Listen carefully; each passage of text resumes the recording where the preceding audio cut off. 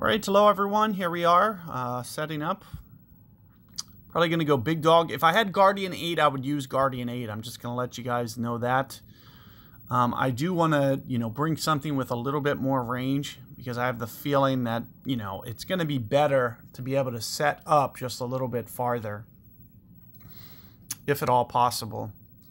So this is what we're looking at so far.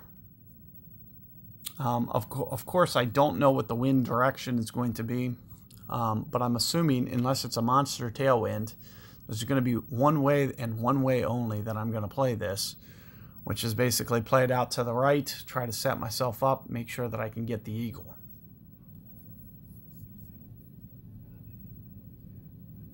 And that is not enough, massive enough wind for me to feel comfortable. Now, I do like to land it up in here. It makes this whole play a lot easier. So you may see me actually throw on a berserker.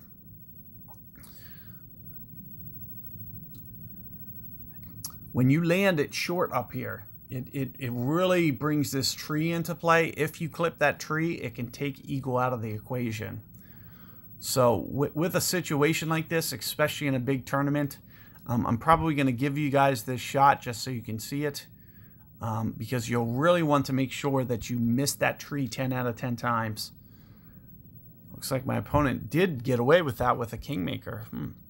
But you could see how aggressively that had to land here. I mean, as long as you're comfortable with overpower, you can go this way. What it's typically maybe 3 or 4 on the top spin. Somewhere in that range.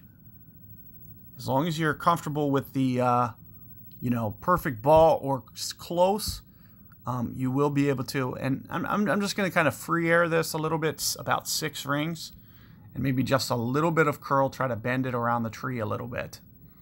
As I mentioned, as long as you're somewhat close with your perfect ball, you won't have to worry too much about the, putting it in trouble. However, giving yourself a berserker there, especially for the second shot, but keep in mind, I won't have to extend into overpower whatsoever. I won't have to even set up. And what I'd like to do is I'd like to land it towards the top of this fairway with backspin.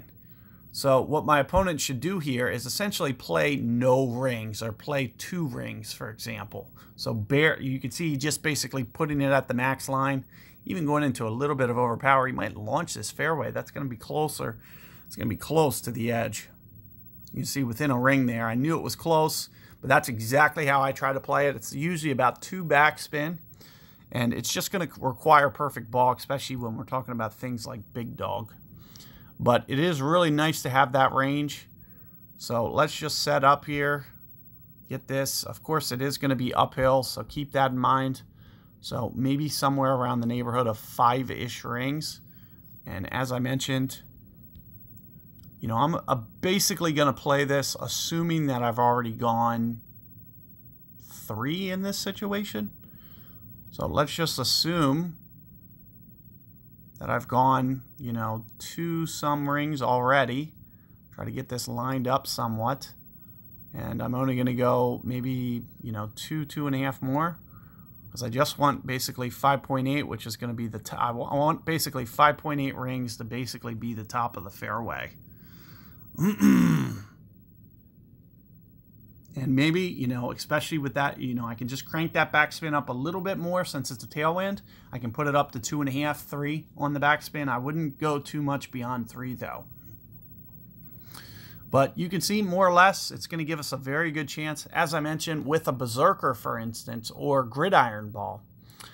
One of the beautiful things that you can do is you'll be able to kind of put that at the top of the fairway, for instance, at the starting point, and you'll be able to much more precisely count the rings, which is going to really make that a very good chance. So with that being said, we are going to give ourselves a good chance on that hole.